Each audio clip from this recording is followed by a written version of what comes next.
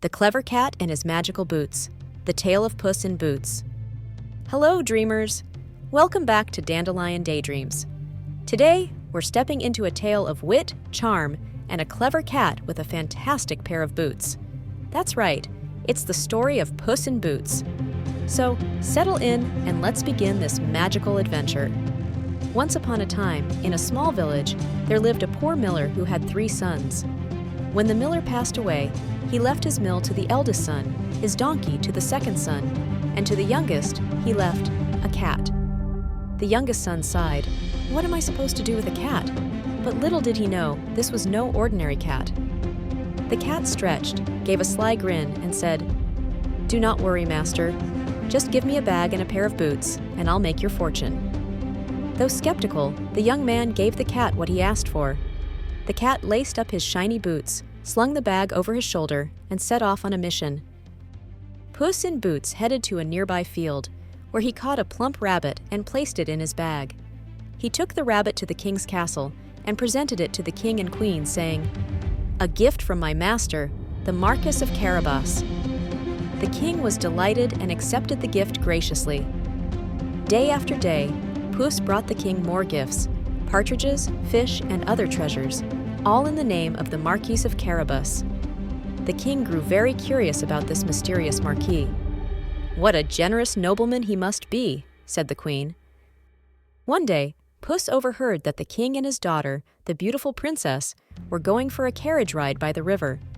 Puss rushed to his master and said, "Quick, go to the river and pretend to be drowning." Although confused, the young man trusted his clever cat and jumped into the water.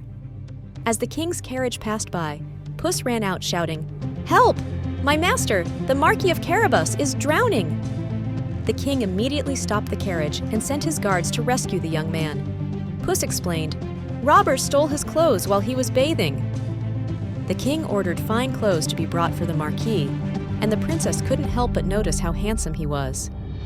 Meanwhile, Puss ran ahead to a grand castle owned by a cruel and powerful ogre. This ogre was known for his ability to transform into any creature he pleased. Puss boldly entered the castle and said, "I've heard you can turn into anything, even the mightiest lion. Is that true?" The ogre laughed and roared, "Of course!" In an instant, he transformed into a ferocious lion, baring his sharp teeth. Puss pretended to be impressed, but said, "That's remarkable, but surely someone as great as you could also become something as small as a mouse?" The ogre scoffed, "Easily," and transformed into a tiny mouse. Quick as a flash, Puss pounced on the mouse and gobbled him up. With the ogre gone, the castle and all its riches now belonged to Puss's master. When the king's carriage arrived, Puss welcomed them, saying, "Welcome to the castle of the Marquis of Carabas." The king was so impressed with the young man's wealth and generosity that he offered his daughter's hand in marriage. The princess and the young man fell in love, and they were married in a grand celebration.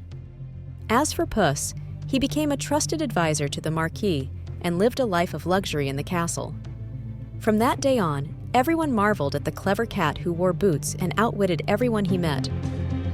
And that, dreamers, is the delightful tale of Puss in Boots, a story of wit, courage, and making the most of what you have.